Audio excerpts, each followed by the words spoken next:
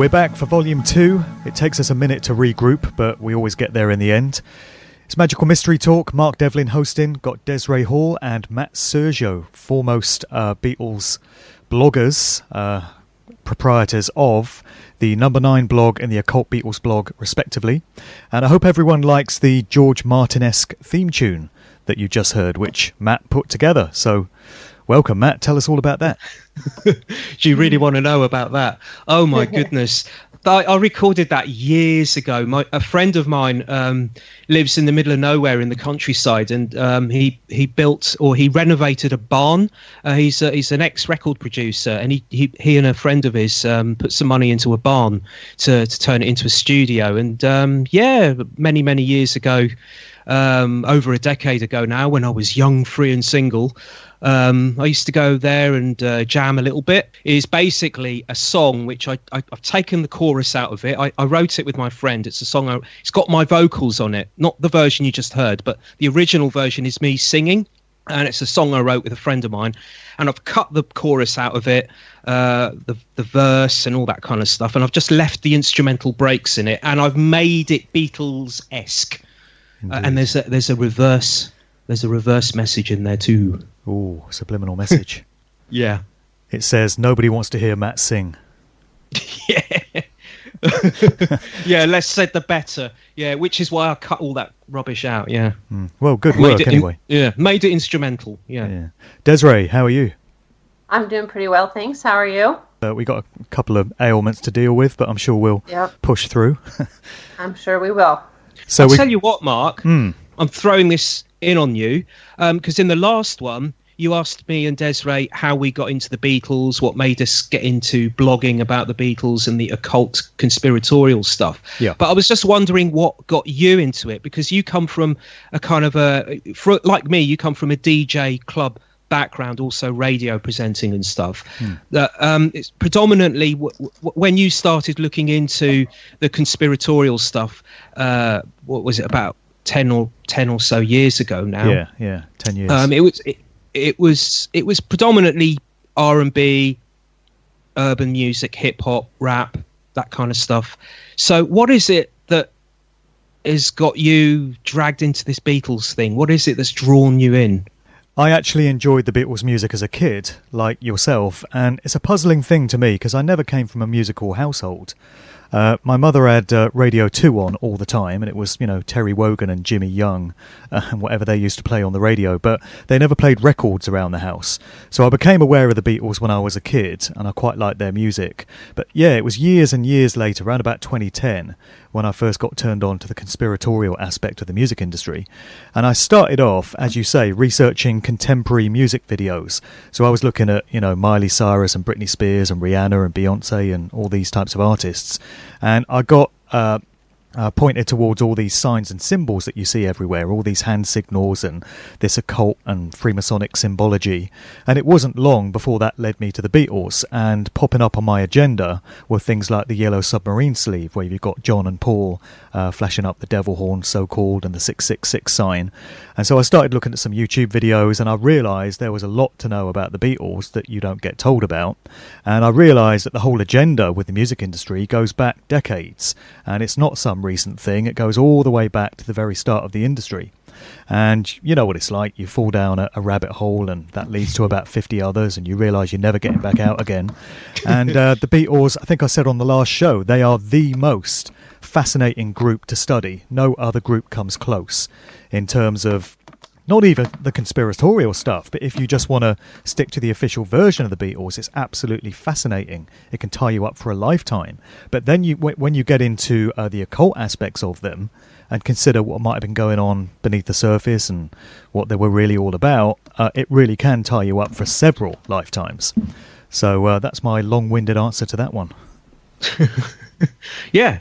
They're very the Beatles that do draw you in with this. It's very intriguing, very intriguing. Well, I think we could be doing these shows for many years yet. Yeah, I think so. Now, you had a bit of feedback to our first show. It seems it did go down quite well, and a few people were feeling what we had to say. So, do you want to share some of what people have said to you about episode 1? Yes, I had an email, and it was regarding the first podcast, as you say, when we were talking about the Danny Boyle film yesterday. Which, if you go take a listen to the first podcast, if you haven't, you'll hear that we talk about what appears to be PID, Paul is dead, clues that have been thrown into the film for those with the eyes that see, as it was. And when we were discussing that, I mentioned the fact that in the film you kind of see representations of all the Beatles apart from George. So you see there's a sequence in the film where you see the feet of Paul and Ringo, and you know it's Paul's feet because his are barefoot. And later on in the film, did he have 6 toes? I don't think it. Shout to all Sage of Quay listeners. Yeah. Let's not go down that one. Otherwise, we will be here for a very long time. Yeah, not today. So John appears, or a representation of John as an actor appears later on in the film as well. But who you don't see in the film is George. And then when I was watching this in the cinema, right at the end of the movie, after all the credits, as the credits were rolling, and it was coming towards right at the end of the credits, I sat in the cinema watching for any kind of clues, as it were, and it said something about video editor or video assistant director or something like that, George Harrison. And I thought maybe that George Harrison that had been added in there was as a kind of another clue, if you like. Maybe there wasn't a George Harrison video editor that actually exists. Perhaps the director and the makers of the film put that in there as another kind of little clue or something. So I had a bit of a check around on IMDb, which is basically kind of like, I suppose it's like the Wikipedia, isn't it, of the movie world. If you're looking for information, general sort of information about movies and stuff, that's the site to go to. So I went looking on that site after we did, or just before we did the podcast, and I think I mentioned this in the first installment. I went looking to see if there was a George Harrison, and there wasn't. But since then, I've had an email of a guy called Paul, and interesting name, Paul. And apparently he says that he looked on IMDb and there was a George Harrison on there. And I thought, that's odd, because the last time... Anyway, so I went and had a look. And yes, indeed, there is a George Harrison included in the credits now. It's like Dr. Richard Asher's body, isn't it? It's not there, it is there. Yeah. Very strange. So, yeah, I'm looking at it now on the computer screen. He's worked on loads of films. I'm looking here. There's Star Wars, there's Mission Impossible, there's TV series, the UK TV series, Silent Witness. I'm looking at what he does. He works camera, video assistant, camera trainee. That's basically what he does. The most current thing that he's worked on is a film called 1917. And also Fast and Furious, one of the Fast and Furious series where he's a video assistant. So thanks to Paul for that. Yes, there does indeed appear to be a George Harrison video director, editor type there is person. now. Yeah, there is now. Yeah. Very strange. As I say, it wasn't there before. Yeah. Well, this reminds me of, we were just talking off air there about George Harrison's death, which we're going to get onto because we've just passed the 18th anniversary of that. And when you used to look on Wikipedia, under the section covering George's death, I think it mentioned that he died in LA, but it didn't get specific about where it actually was.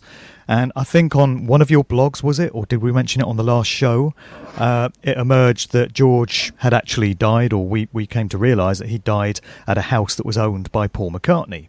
And now, when you go on Wikipedia, under George Harrison, it tells you that he died in a house owned by Paul McCartney. So we have to wonder if the likes of us putting this information out there is causing things like Wikipedia and IMDb to be revised. Yeah. It could Spooky. possibly be. Yeah. Spooky stuff. Now, what's the situation with Ed Opperman? Yeah, many thanks to Ed Opperman of the Opperman Report, the investigator and broadcaster and researcher. I did a couple of shows with him a few weeks back now, and he's started to broadcast our Magical Mystery Talks, and thanks to him for doing that. I think he broadcasted the first one we did live on air, as it were, on his radio show. I think he did. I'm pretty sure he did, but I know for certain he's actually added us onto his Spreaker page. He's actually put a file there.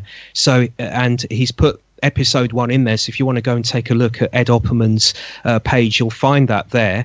And I think he'll be adding them all in the file as we go along. Every episode will be added into there. So thanks to Ed for doing that. That is great. Top man. Yeah. Well, we should probably give him an episode 2 now then. Yeah. Let's crack on then. We've got plenty to talk about today. A lot of these shows are to do with anniversaries. We're looking back on specific dates and such. And here we are at the tail end of 2019. And what a lot of researchers have been doing with the Beatles over the past few years is looking back 50 years and charting the half-century anniversary of many key events. So 50 years ago at the tail end of 1969, the Beatles were effectively over, finished. But they'd left the world with what many fans consider to be their best album, with Abbey Road. And marking the 50 years of that recently, we had the Beatles biographer Mark Lewisohn, who did a tour around the UK of events where he was presenting key timeline events from 1969 in the lives of the Beatles, tied in with the release of Abbey Road. So I went to catch one of these shows on the 2nd of October in Didcot, and it's a very interesting experience. Lewisohn is obviously a very thorough researcher, albeit an official version of events. You know, he's like the personified Wikipedia when it comes to the Beatles. And during this show, first of all, it was all decked out similar to the cover of Abbey Road. So he came out on a zebra crossing, and he had the flashing yellow lights, and he was dressed as like a lollipop person that helps you cross the road, you know. So he had all that. He had a bunch of memorabilia and artifacts from 1969. There was an original chair that was apparently from the studio recording session of Abbey Road, which was there. When you first walked in, you got the whiff of incense, this very distinctive Indian incense smell. And he said that was the specific brand of incense that George brought back from India. And during the Abbey Road recording sessions, he would burn this stuff. He insisted that this was, in every studio session. So Lewisohn went back over all these key events of 69, and he's obviously very exhaustive. He is a completist when it comes to these things. And so he was almost going day by day and letting us know what they were all doing. So in 69, of course, Paul and John both got married. There was the very strange Richard Asher suicide, which I alluded to just there. John had his Toronto and Amsterdam Hilton stunts going on with Yoko. Ringo was making the Magic Christian with Peter Sellers. George apparently quit the group for 12 days and then came back again. But the only thing that Lewisohn didn't include in the key events of 1969, curiously, was the Paul is dead rumours. And it doesn't really matter what anyone thinks of these, whether they dismiss them all as complete rubbish or whether they think there's some validity to them. If you are looking at key events in the Beatles' world in 1969, it's a very serious omission, in my opinion, to not at least cover the fact that this went off big time in the United States in the fall of that year, September into October. No pun intended with fall. Lewisohn completely glossed over that, didn't make any mention of it. And so I thought, I'm not having this. And I collared him on the way out as he was making a headway for the bar. And I just caught him on the stairs and I said, hey, Mark, nice presentation there, but you didn't mention the Paul is dead rumours. And he just scoffed and sort of tried to dismiss it, I said, if you're talking about things that happened in 69, you really should have included that. And he said, well, it's just such a load of old rubbish. It's not even worth discussing, and we'd be here all day going through all the clues. He said, you don't believe in all that old rubbish, do you? And I just smiled at him and said, thank you for your answer. And then just turned on my heel. So left him with something to think about there.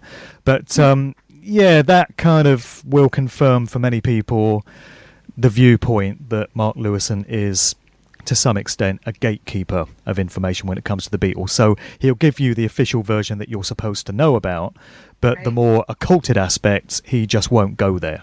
So I just wanted to share that anecdote with people, really.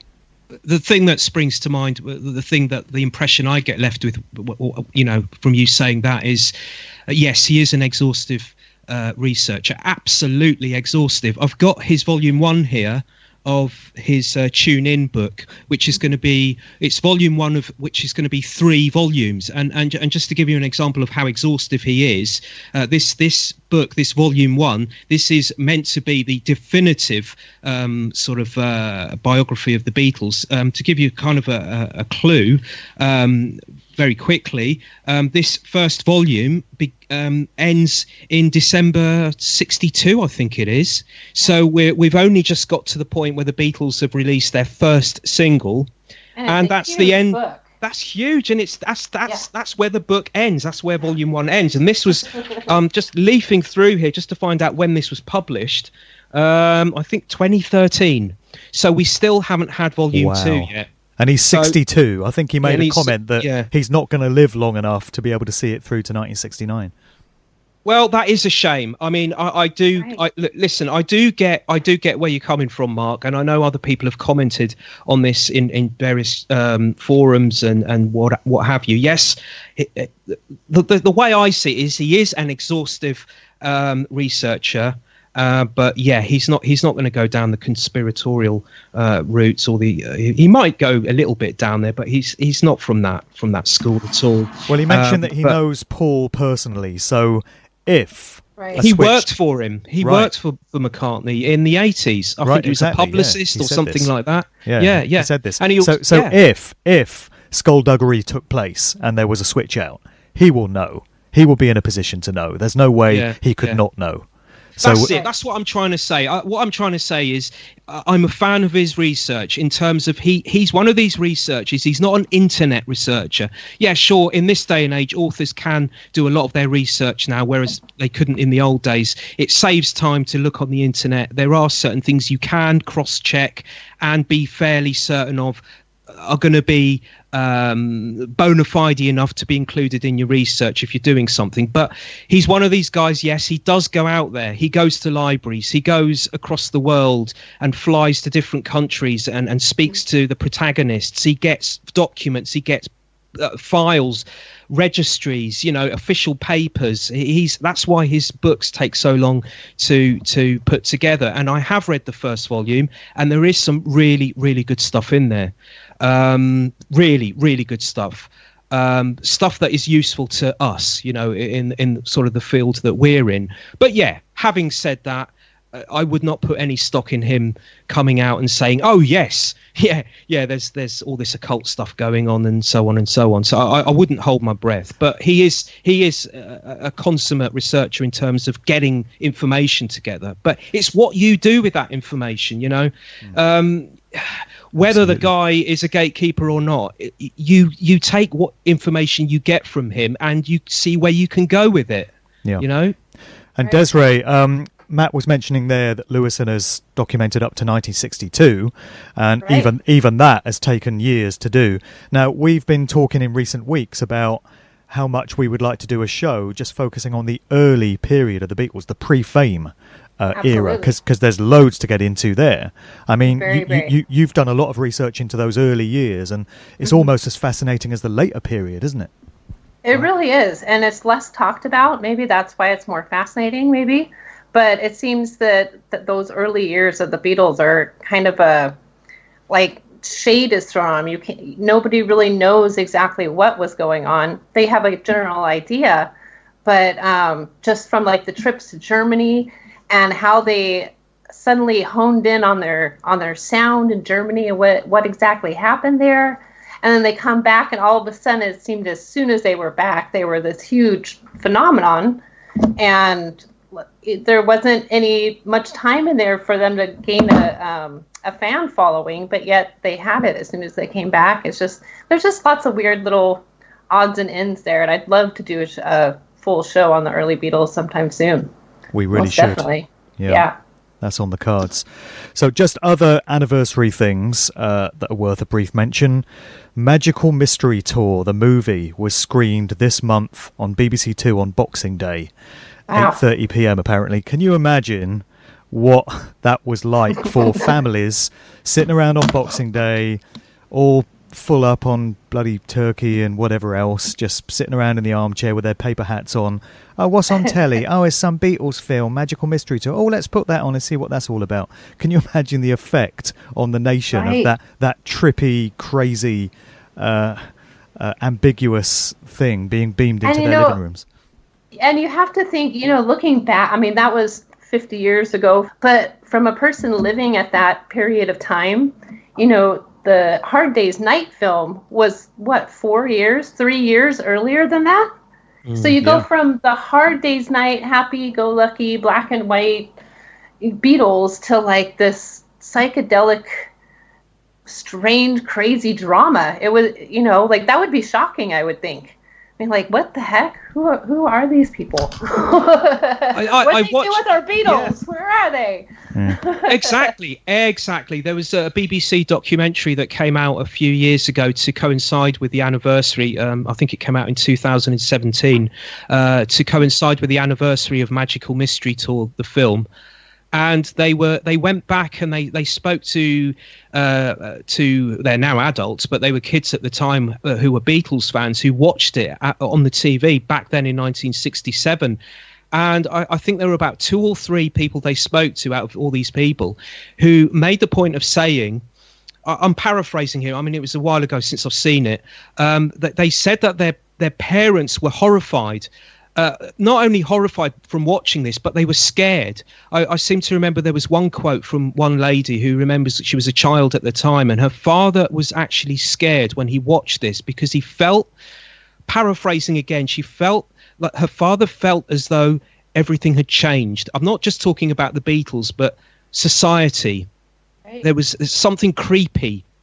It was like she was saying that something creepy was going on, and this change was unsettling. It is a creepy film. It's creepy to me.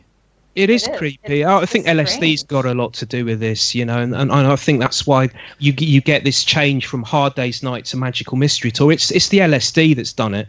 You look at the music scene in Britain and America when you compare it from 1964, 65 even to 67. It's like it's a completely different decade. And that is the LSD that's done that. That's the social engineering. Yes. One of the creepiest scenes in it for me is when you've got Ringo's auntie having a dream of being in the restaurant, and John is a waiter and he's shoveling spaghetti onto her plate.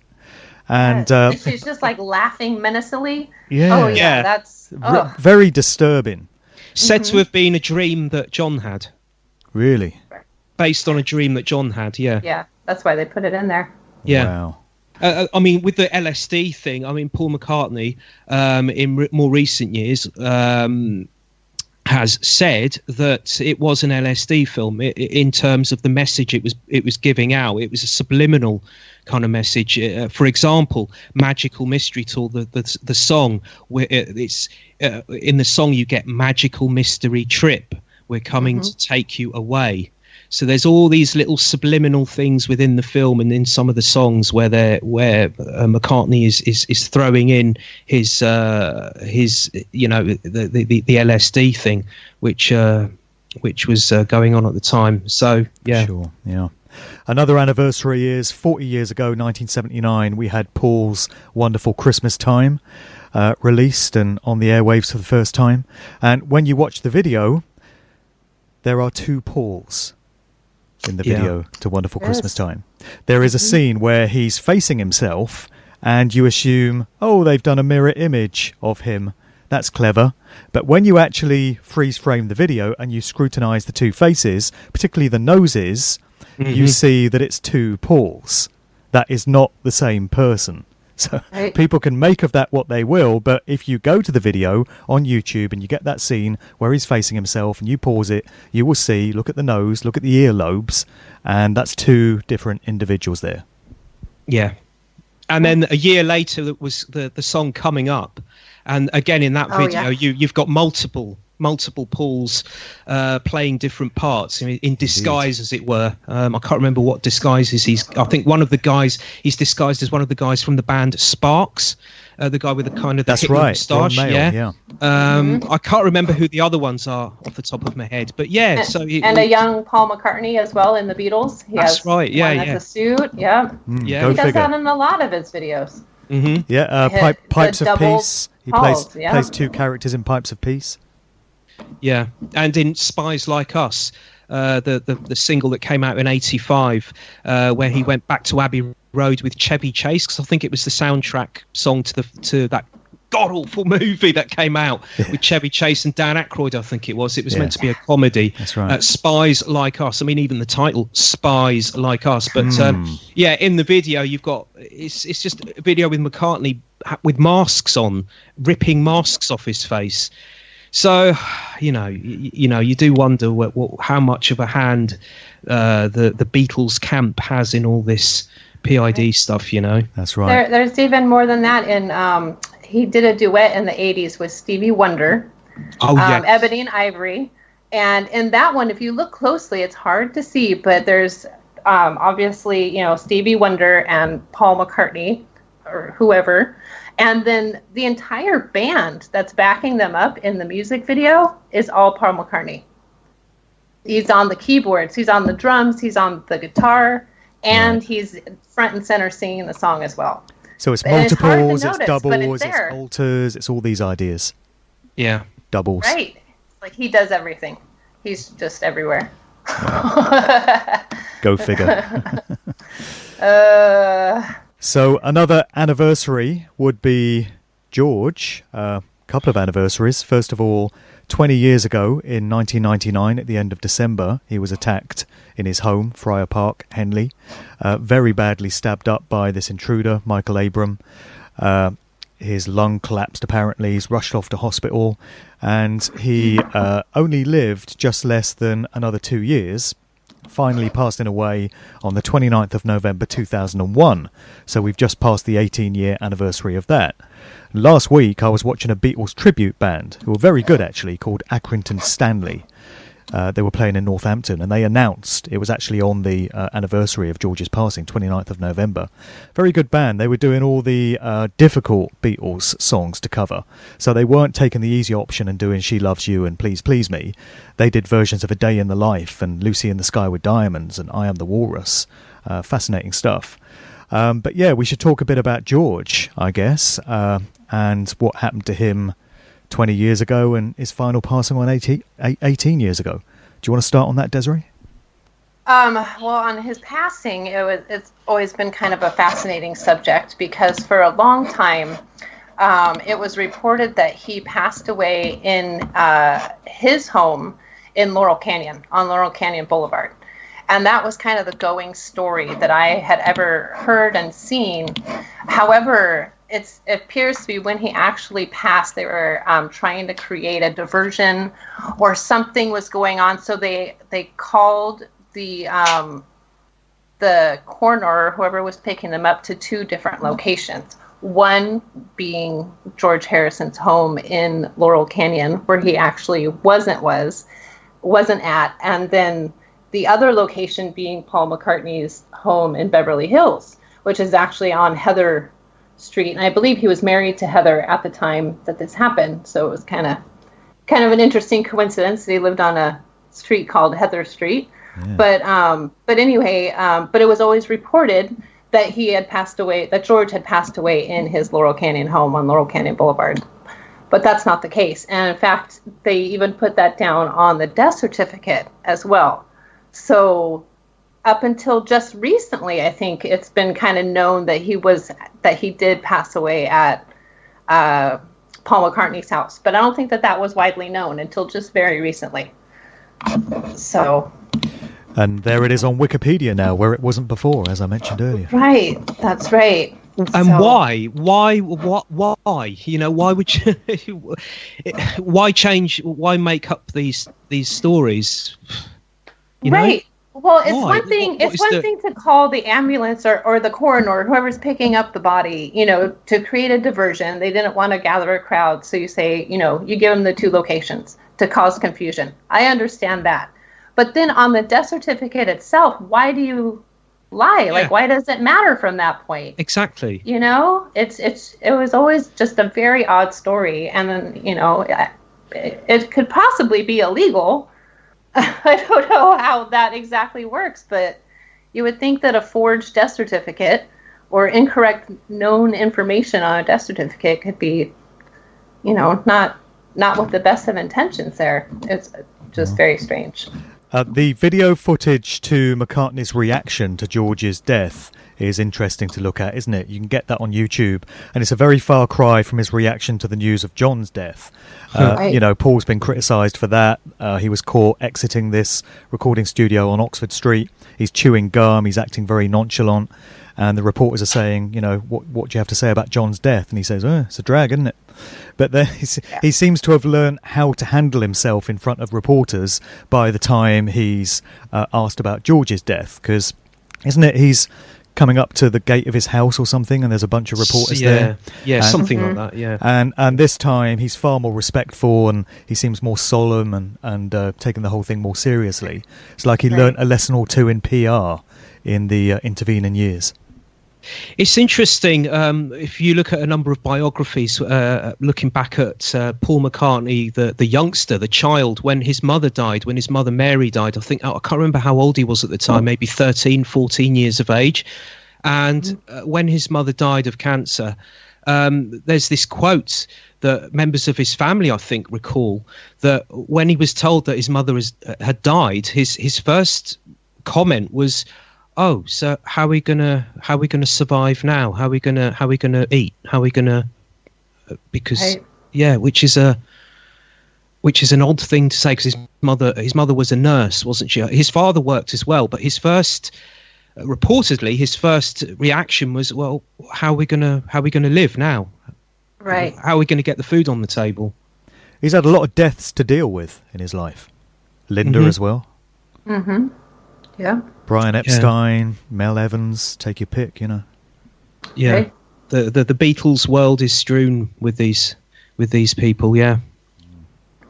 It's I do wonder whether it was we're told that it was the cancer that killed George in 2001, but I wonder whether it had any, if the attack that occurred in his house in December 99 had any impact on that in some way, shape or form. Yeah. Yeah, he was reportedly stabbed over 40 times. In the lungs. Not in the lungs, where he was battling cancer, I assume before that. I think he was in remission or going through treatments already. I think it was throat cancer before then. Don't quote me on that. Gotcha. I think in 96, 97 he was diagnosed with throat cancer. Okay. That was treated and he was recovering from that, and then came the attack. He was stabbed in the lungs. And then not long after that, he got lung cancer. Right. He died shortly, like less than 2 years after that attack. Yeah. So, what do we know about this guy, Michael Abram? Because a lot of people think this is John and Mark David Chapman round 2, and that this guy was on a mission to take George out. And he bears, all the hallmarks of having been a mind-controlled assassin like Chapman is suspected of being. So what do we know about this Abram? Well, from what I've found, there's not much as far as his early years. Like, I don't know what kind of childhood he had. I don't know the circumstances pretty much before the attack on Harrison. But he was from Liverpool, and which is very strange. He was born in 1966, and so that means in 1999, when he carried out this attack, he was 33 years old. There's an article that in my blog that I quoted, just with these crazy numbers that stood right out to me. It's from let's see, the original article was on classicrock.com, and they were just talking about the attack on George Harrison, and it says, on December 30th, 1999, a man attacked Harrison in his house, nearly killing him. At approximately 3:30 a.m., Michael Abram, 33-year-old native of Liverpool, avoided security by scaling the fence of Harrison's Friar Park estate near Henley-on-Thames and entered the mansion by throwing a statue through a window, which woke up the sleeping Harrisons. George confronted Abram, who was screaming at the spiritual Beatle with a knife in his hand, and the 56-year-old Harrison ran at Abram to try to tackle him and disarm him. The attempt was unsuccessful, and George was stabbed repeatedly in the chest. So that's basically in a nutshell what happened there. But 3:30 a.m., 33 years old, 1999, on December 30th, it just, all of these 3s and 9s kind of all just jumped out on me from this article. I'm like, that's very strange. Do you know his birth date in 1966, Desiree? I'm not sure. Be a trip if it was the 6th of June, wouldn't it? Oh, yeah, that would be great. No, I don't know. I just know they didn't say the date. They just said he was 33 years old, and this was 1999. So doing the math, he was born in 1966, which is just another oddity. And being from Liverpool is strange in itself. And supposedly this man was deranged. He had mental issues, obviously. And he, you guys are much more familiar with that area than I am, but Liverpool to Oxfordshire must be it's a stretch. Good 2 hours. That's 200 miles. Close. Yeah, long way. It's not close, right? So somehow he, in the middle of the night, this was 3:30 that he arrived, got out, found his way to George Harrison's house, somehow bypassed security, which George Harrison bought that house after John Lennon was assassinated, so that he had this security and he wouldn't have to worry about random passers-by coming up and getting onto his property. It's called Fort Knox. Yes, that's the whole the reason why nickname. he bought that place, right? It's a massive stately park-type home with acres and acres of land and all this security, cameras and fences and guards. I mean, I've even heard rumours that a couple of ex-SAS people were working there with the security. I think this came after the attack, though. But yeah, it was called Fort Knox. So how did this guy just get in? Right, and he got in supposedly to a place that was so close to George and Olivia's bedroom. I mean, that is a huge mansion. Just to guess, like exactly where they would be, and it just very strange. It was like one coincidence after another. It's like, wow, that was just the perfect storm. How the hell did that happen? So anyhow. According to in the court case that followed, according to he was looked at by 3 psychiatrists, if I'm not mistaken, and from what I can gather, just sort of generalizing over what occurred during the trial, apparently Abram was having these delusions. He thought that George Harrison was the alien from hell. And he believed that Harrison had possessed him. He thought that the Beatles were witches flying on broomsticks, all kinds of weird stuff. Doesn't that sound like what Chapman said about John Lennon? He thought he was a phony, he was a fake, he was a sellout. It's the same kind of language he's using. And he was hearing voices in his head as well. He was getting voices in his head. According to his mother, Michael got to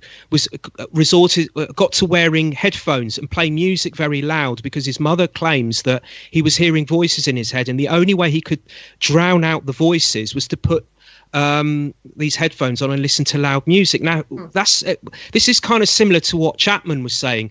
I seem to recall he said, I was standing on the road, he said, when he was in front of Lennon, and he said he could remember these voices in his head saying, do it. Do it. Yep. So, with the occult thing, again, a very strange, I don't know what you guys make of this. So we have all this stuff going on with alleged witches and witchcraft and possessions and so on and so on. And the 33s. Well, what about this? Apparently, and this is according to, I think this came out in court, and this wasn't laughed at. Apparently his mental state, Abraham's mental state, began to deteriorate, and these delusions, as it were, about the Beatles being, satanic, if you like, began after the solar eclipse of February 1998, right? Which is odd in itself. Now, I did a bit of checking on this before we came on today to do this. The solar eclipse of February 1998 took place on February the 26th, which is a day after George's birthday. Oh, right. Oh, wow. Okay. I never caught that. That's good. And George's birthday was changed. Yeah. You know that? His entire life, he thought it was, what, the 25th, and it ended up being the 26th? Yeah. Something like that. But according to the records that I've looked at, it is the 25th, but he was adamant that it was the 26th. Right. which is very odd. This whole thing with Friar Park, this house he lived in, this great stately mansion type place with this Fort Knox type security. It's very, very, very, very odd that Abram was, could just get in. It just makes you wonder whether someone let him in, or at least look the other way. Yeah. It was. But there's been no accounts of that. Nobody's ever addressed the security issue. Nobody's ever offered any explanation as to how he was able to get in. Right, and yeah, the thing is that this isn't the only time this kind of thing has happened. It's happened before. Just a few days or a day or so after the stabbing took place, the attack took place. I've got a quote here from George Martin, because you know what happens in these sort of things. The press like to go and contact people that that know the victims and get their statements and their sort of their take on it, as it were. There's a quote here from George Martin. He says, "The house," he's talking about Friar Park, he says, "the house is a very grand place, and I know there are always people trying to get in." And I did a little bit of kind of like prep research before we came here today to do this, and I'd never heard of that before, and it got me, well, obviously it got me thinking. So I did a bit of digging. I just thought, there are always people trying to get in, not what people? What does he mean by people and always and trying to? Anyway, so I did a bit of digging. According to The Guardian, on December 99, so this is a few days after the attack took place, there's a report here that says the Beatle has been the subject of a number of written death threats in recent years. So I dug a little bit more because that wasn't specific enough, of course. And I've got something here from the book All Things Must Pass, The Life of George Harrison, and it's written by so-called New York Times best-selling author Mark Shapiro.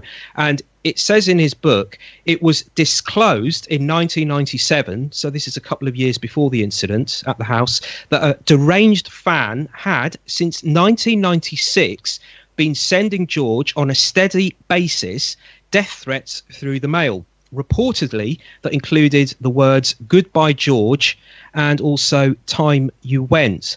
That's as far as I could get with that. I couldn't find any more about that, so I did a little bit more digging. And according to another news report, again from December 99, very shortly after the stabbing incident, there were news reports that, again, is this separate to the ones I just mentioned? Back in 1992, a quote-unquote Beatles fanatic had plotted to set fire to Friar Park, his house.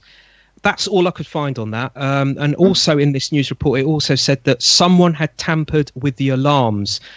Who that someone is, I don't know.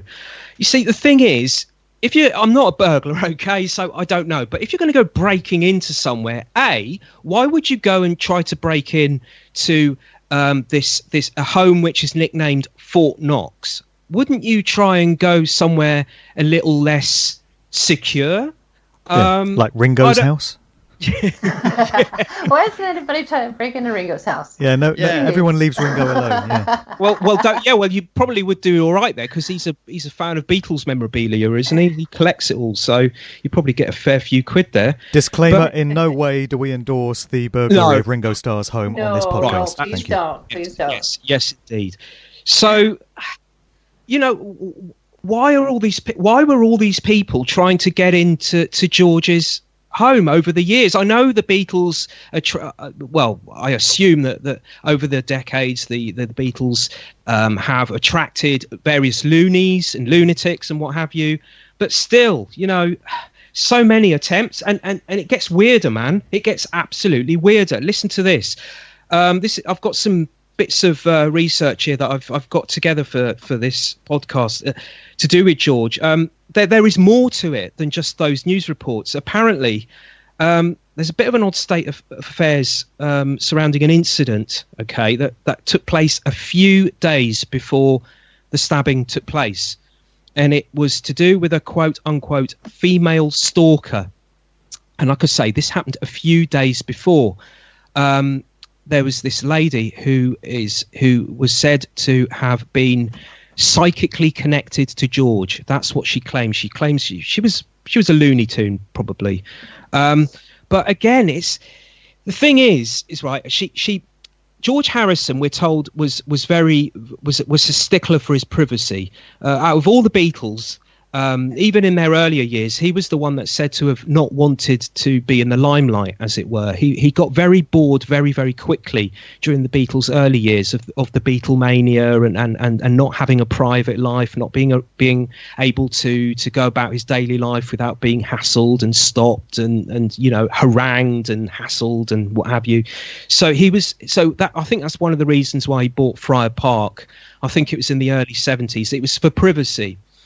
And he, sometime later, I don't know when it was, but he and his wife wanted to get another house, a holiday home.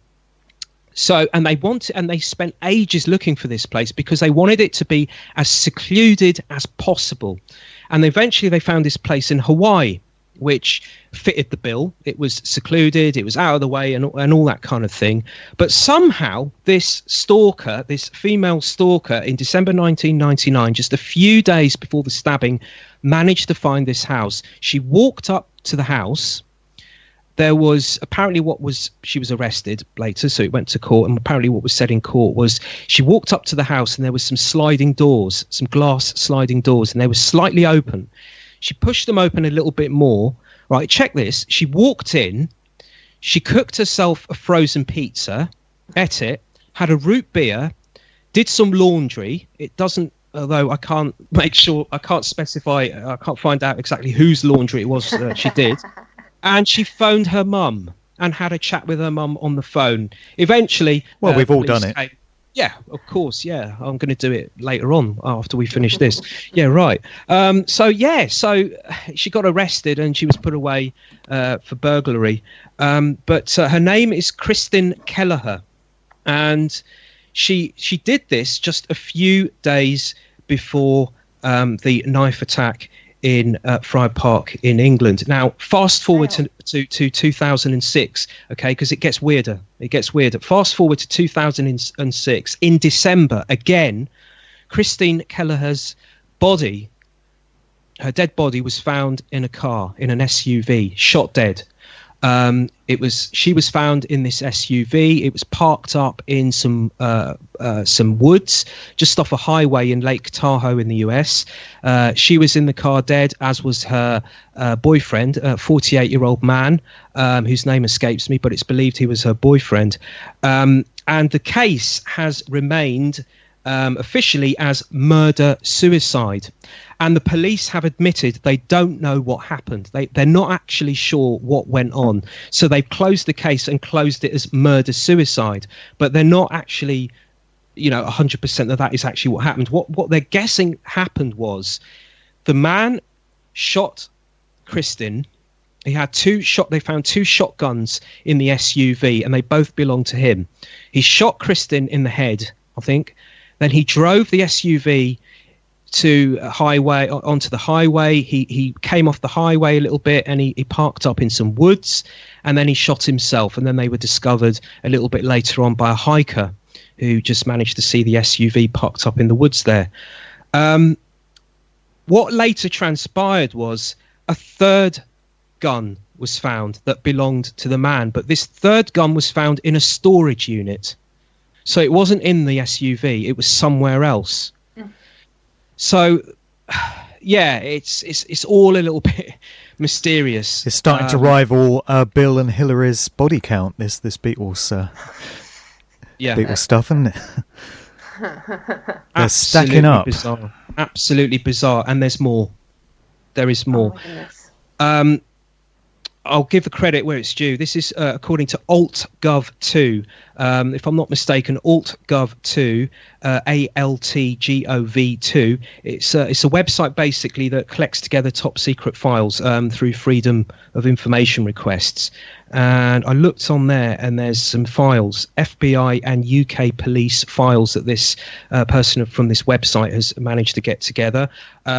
Big up to this person who's got this site. Go take a look. The PDFs are available to download of these files. It's weird, man. I don't know if all this stuff is connected, all these incidents, but there are two separate reports, according to the UK police and the FBI, to do with threats against George. One is from 1981 and the other one is from 1990. Now, with regards to the threat in 1981, this took place in February 81. So this is 2 months after John's shooting. Now, I don't know how the FBI got this information. I'm guessing it was from an informant, someone who came in and reported this. What transpired was, in a nutshell, there was off the top of my head here, because I'm not looking at the files at the moment, but what happened was there was a guy who he went to a bar, and it was just outside of Boston, somewhere near Boston. It might have been in Boston, actually. He went into this bar, and there were 2 or 3 other guys. I can't remember if it was 2 or 3 other guys in this bar. Somehow, I don't know if he got involved in this conversation that took place with these guys, or whether he overheard it, but the conversation that was basically they were talking about John Lennon and his death a couple of months before, and one of the men said to the others, "George is next. He's the next one." He then pulled out a gun and he said, "I'm going to be the one that's going to do it, and I'm going to do it with this."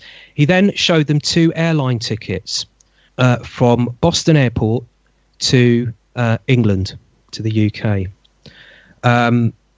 Very strange. They never got the man's name. The guy who went and reported this never got the guy's name, but they did see him get on a bus heading to Boston Airport. Now, there is an author I've come across who claims that someone was arrested after he phoned George Harrison in the early 80s from an airport and threatened to kill him, said he was coming to get him. But I'm not sure if that has anything to do with this particular FBI file. But I don't know what happened there, basically. Perhaps they did catch him. But what's very odd about another odd thing about this particular threat in 81 was, if you look at the FBI files and the UK police files, apparently, according to the documents, George was contacted about this. He was actually they got in touch. The UK police got in contact with George about this possible assassination and let him know about it. And they also telephoned Yoko, and to get the quote, she was advised telephonically. Advised about what? I'm not sure. Perhaps it had some connection to John's shooting. Perhaps they were just letting her know that there was some ongoing thing in connection with that. I don't know. It's very, very odd. It kind of, that's all you kind of get from looking at the files that you can see in these PDFs. But the other threat was in 1990. It wasn't just on George. It was on the rest of his travelling Wilburys. With the exception of Roy Orbison, because he died by this point. So this was in 1990. There was threats made against George Harrison, Bob Dylan, Jeff Lynne and Tom Petty, and extortion threats as well. And these complaints were actually made by George and his fellow travelling Wilburys. They actually reported this to the police. And there are files about this as well.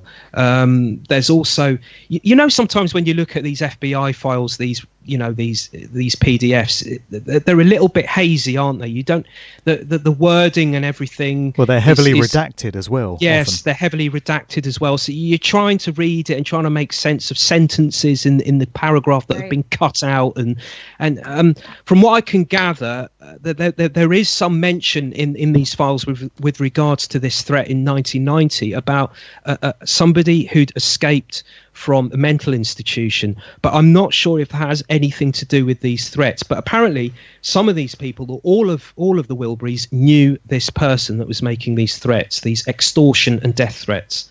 Well, there's a couple of quotes that spring to mind here that have been attributed to George.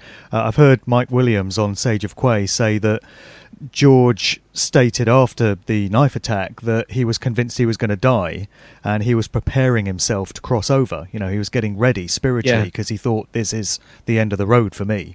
And another quote that's been attributed to George is apparently when he was being carried away by stretcher to the ambulance to be taken off to hospital, he made the quote that Abram, the intruder, certainly wasn't a burglar, and he certainly wasn't auditioning for the travelling Wilburys. That's an interesting thing for him to have said in light of what you've just mentioned regarding this apparent threat towards the travelling Wilburys. Yeah. But wasn't that quote later debunked? Did I read that on one of your blogs, one of you two? I think that was Desiree. I think, Desiree, you've expressed some doubt about that. Yeah, that quote, didn't you feel that might have been a manufactured quote? No, I don't think so. I was saying that they were making. It seemed like he was making light of a dire situation because he was making jokes. Right. At least supposedly making jokes going out the door. But who is there to say if he was making jokes or not? There's George and there's his son Danny and Olivia and whoever's pulling him out of there. But it's one thing to say, oh, he's in good spirits and making jokes and everything's fine. And then it's a very witty thing for somebody to say that's almost died. Right, exactly. And Danny had said that he had died, like twice or three times before he even got out of the house. And then, he came back and then was fading in and out. So how do you have that kind of humor? Yeah. If you're fading in and out. So it might have just been a story for the papers or we also get a story for the Beatles biography book. We also get this ridiculous story when it comes to the Last Testament of George Harrison. That I mean, obviously this is all just complete bunk and nonsense, but they're claiming that when he was on his hospital bed just a couple of days after being attacked, he took out a dictaphone and started spilling the beans on the Paul McCartney replacement and all this, like you would be in any state to do that, having almost died a couple of days before. Well, would he be able to breathe? If you've been stabbed in the lungs repeatedly, could you breathe? Lung. Yeah. Right, he had a collapsed lung. I mean, it's obviously complete bollocks, that whole stuff. You'd be out of breath if you were trying to talk. You wouldn't be able to get one sentence out.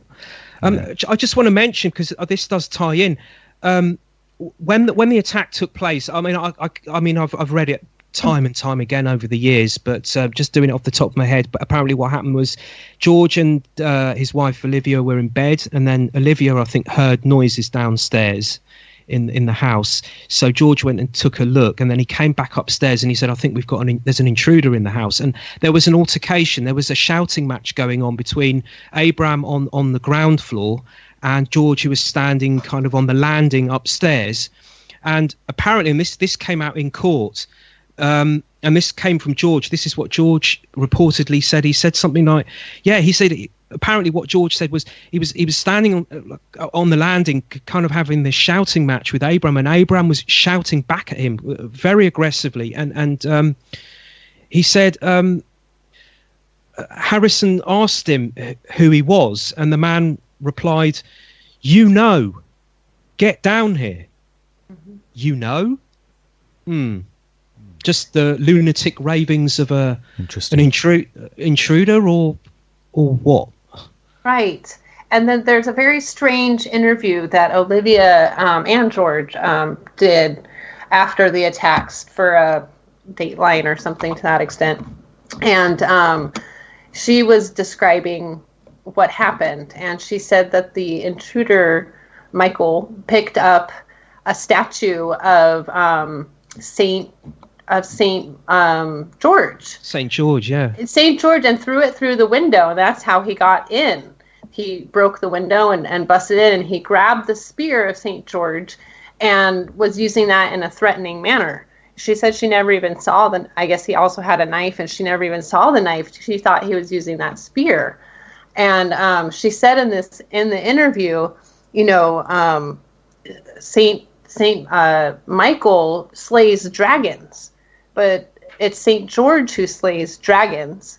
So I think she was getting it mixed up, but it was just interesting because, here you have a Michael and a George, and you have a St. Michael or George statue that he used to get in that's trying to slay a dragon. He thought the George was some demon from hell, and that's why he was there to kill him. It's all just very strange. And just the fact that she specifically used the name of that statue. Like, she could have just said a lawn statue, or just some random statue that they had sitting there. But no, she specifically said this was a St. George, or I'm sorry, a St. Michael statue, the slayer of dragons, when it's actually St. George.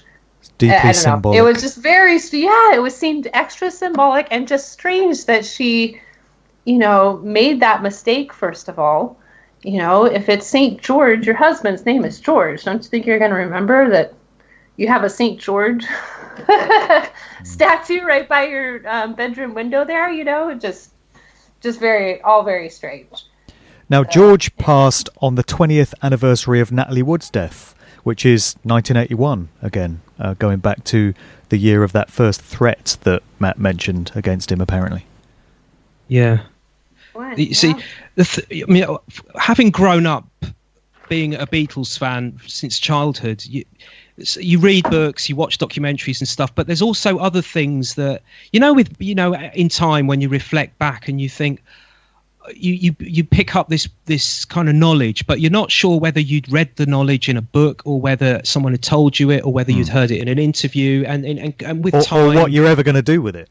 And what you're ever going to do with it, but also, where did I hear that? It becomes kind of perceived wisdom, like, because you keep hearing it over and over again. It doesn't necessarily mean it's true, but because you keep hearing it over and over again, or reading it over and over again in the media, it becomes kind of like this perceived fact or this perceived wisdom. And one of those perceived facts is that following John's assassination, from then on, I just seem to remember from a child to this day, really, that there's this perceived fact, or maybe I've got it wrong, maybe it is a fact, but I've heard it so many times that after John died, George got very panicky and stepped up security on his house. Right. I believe all the remaining Beatles did. But it seemed like George was especially nervous. Especially. So, given, when you take into account all these things I've laid out here with regards to these threats, especially the one in 1981, maybe it was that particular threat in 81 or John's death. Maybe he knew something was coming to do with that threat in 81. Perhaps he knew it was linked to John's death, and perhaps he knew that beforehand as well. Because he reportedly stepped up security. Also, I'm led to understand from this perceived knowledge after John's assassination. So perhaps it has got something to do with all these threats, especially that one in 1981. I don't know. Another thing is, we haven't really touched on the mind control thing. Michael Abram was never jailed for the attempted killing. Right. I think what happened was, I don't think he was even I don't think he was even sentenced with attempted murder. I might be wrong, but I think what happened was he was institutionalized. He was placed in a mental institution, and I think he did about 20 months in there, 19 months. He got out right after George died. About a month later. Right.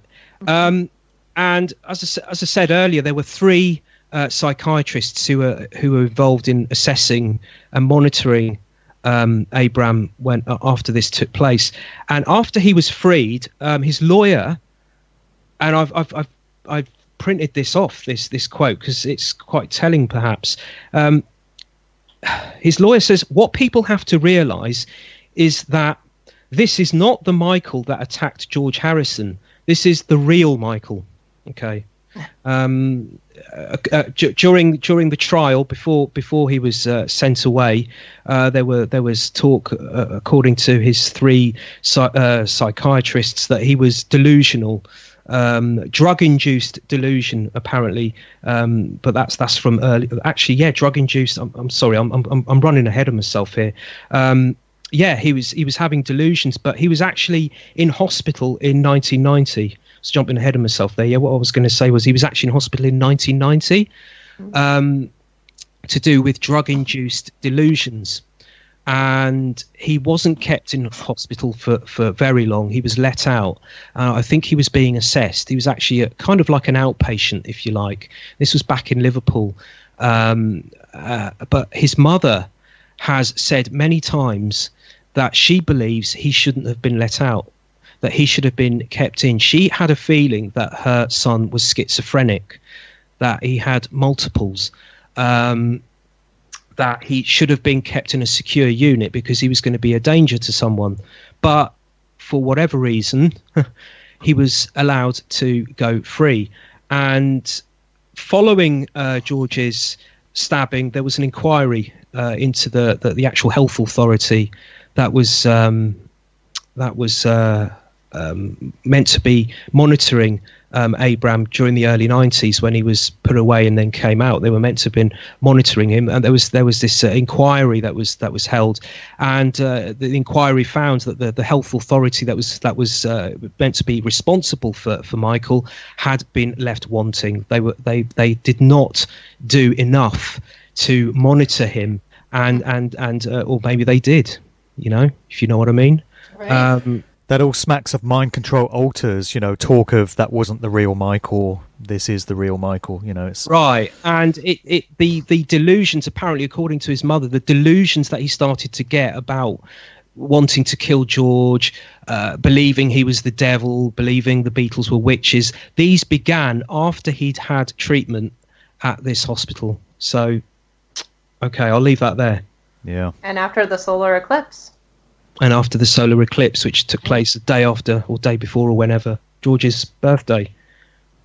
You mentioned George Martin there a while back, Matt, and I just wanted to pick up on something as an aside, because there was a coat of arms that was drawn up for George Martin some years ago, heraldry, and it's very interesting because you've got a martin bird at the top of it, and then you've got what some people think might be a depiction of a zebra crossing, as on the Abbey Road album, and you've got 3 of these scarab beetles on the crest. And for a long time I thought to myself, that's interesting, isn't it? 3 beetles and not 4, wondering if it was some kind of allusion to the Paul McCartney situation. But I recently learnt that the coat of arms was drawn up in 2004, and that was the point, a point beyond which George had died in 1999.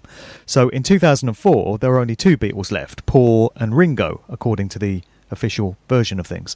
So I just wondered why there are 3 scarab beetles on George Martin's coat of arms and not 4. Any thoughts on that? Oh, I'm totally lost on that one, mate. I've thought about that one, and I haven't come up with anything.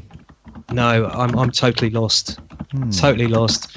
I can hear someone typing away. Oh, I'm someone sorry. typing away. I'm so looking, someone is looking. What are you looking for, Desiree? You're looking for the coat of arms. Yeah. Yeah. Okay. You'll find it. No, I found it. An easy search. There is a just as another aside with the 3 Beatle theme in the movie Hard Day's Night. There's a scene where they're all singing one of their tunes, and up on the wall in the back are pictures of scarab beetles, and there's 3. There's not 4, and this was back in 1964, and it's obvious that those 3 are there, and they look very similar to the coat of arms there, but there's only 3. Yeah, why 3 and not 4? And they're standing. The Beatles are. It's like in a TV studio, kind of. They're pretending that they're shooting a TV show in the film, and aren't they standing on hexagons as well? Yeah, I believe so. It's all black, like black and white, like lit up, and they're like. I think John has 1 foot up on like a hexagon kind of footstool type deal, something like that, and all black and white hexagons in that scene. So. There's a puzzler. Yeah. That three Beatle theme goes back quite a ways. No, I didn't realise that. Oh. And also prior to 66, so that blows out any idea exactly. that... Yeah. And in the film at the beginning, Paul is seen wearing a false moustache. That's right right. at the beginning of the film, where there's three Beatles being chased. I might be wrong actually, but yeah, I think there's on the titles. There's three Beatles when the film starts. There's three Beatles being running away from screaming fans, and they're running towards a railway station, and Paul is on his own, sitting in the railway station reading a paper, and he's got a false moustache.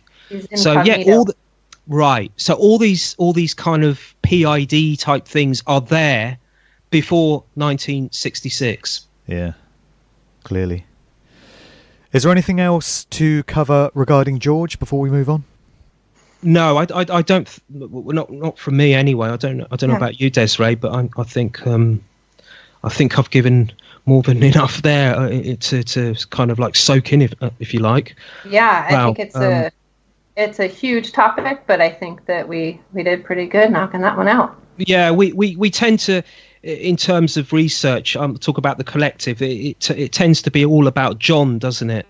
But with regards to his death. But when you look at George's death, there appeared to me, from having looked at this even closer in the last couple of weeks or so in preparation for this podcast, wow, I mean, there just seems to be more anomalies and weird stuff and weird happenings with George's. I'd never heard about those threats from the early 80s before you brought them up, Matt. There's some good research there. These are fairly recent. The website that I mentioned earlier about the alt.gov2, I think it is, that website, that article where the website where the PDFs of those FBI files were only put on there sometime late last year, I think. Wow. So these are fairly new recent. Information keeps coming out. Yeah. Coming out. It's like you feel like you fully researched something. Okay, this is it, and then you go back 2 years later. You're like, oh man, yeah. I have to rethink that again. All the time. Much new information all the time. Yeah. All the time. Well, the next item on the agenda is marking John's assassination, because it's almost 39 years to the day. We're recording this the day before the 39th anniversary, 7th of December. I think today's the anniversary of Pearl Harbor, isn't it? It sure is. 78 years ago. So what we want to do is next year, if we're still going, hopefully we will be, we want to do a big show to mark the 40th anniversary of John's death, and we'll really go to town on the whole thing. But we can't let the occasion of the 39th anniversary go without at least mentioning it. So we'll just spend a little bit of time talking about some aspects of this. Desiree, maybe you want to hone in on a couple of aspects of John's assassination just for this show. What sort of things would you like to just bring to people's attention at this point? Oh man, it's a big topic. It's hard to know where to start, but it's huge, isn't it? Yes, it is. I don't know where to start. A lot of people have said lots of different things about John Lennon's assassination. I feel that probably what intrigued me most about it is I belong to a lot of the kind of the alternate Beatles groups, and people who think along our lines. And I also belong to a lot of groups that are just completely straight, Beatles facts, the mainstream type groups as well. And in those groups, in the straight groups, anytime you bring up anything about John Lennon or his death, or especially Mark David Chapman, you can't even say his name usually without people, censoring you or completely kicking you off of the forum altogether. It's a crazy phenomenon to me, because they've twisted it in a way to where if you are a normal, regular, straight edge Beatles fan, supposedly Mark David Chapman kind of marketed himself as wanting this fame and recognition for doing what he did. And so in turn, that made all of the regular Beatles fans say, we can never mention his name, for pretend it didn't even happen, pretend he doesn't exist.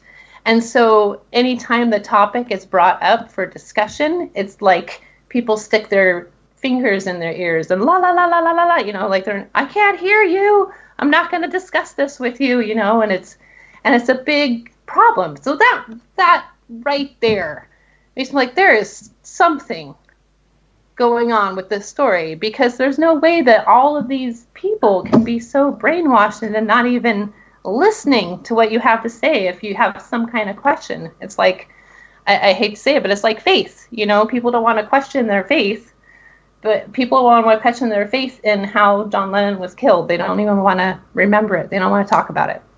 So that tells me that there's more than meets the eye right there. Was it an article on your blog that I read, Desiree, about Yoko's actions after John passing in terms of hoarding all his stuff, and Julian, John's son, wanted to get hold of a load of his father's memorabilia, and Yoko was blocking it and made him pay a huge sum to buy back his father's stuff?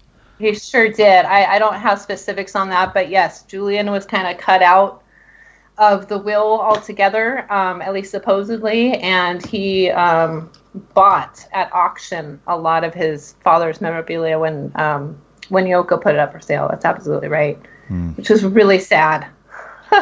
There was a claim by Cynthia as well, John's first wife, Cynthia, in her book. I think the last book she published before she passed away a few years ago. It was called John. It's about her life with John from when she met him to after they divorced, actually, and sort of kind of the rankles and the kind of the bad vibes that were there after they split between her and of Lennon, wasn't it called Twist of Lennon? Is that a Twist of Lennon? That's an earlier book. This one is called John. Oh, right, got it. I think it was the last one she did. And so she takes you from the day she met John to kind of like the present when the book was published. And she was talking about, she claims that there was a house that John had bought for his relatives in Liverpool, I think for his sister or his half sister, his stepsister, what she claims is that the house, he bought the house for them to have, the family to have in Liverpool, and after his death, Yoko's estate took control of it was kind of in control of the house already, but she didn't pass the house on. I can't remember the exact details, but she basically the family in Liverpool didn't get the house in the end that was meant for them.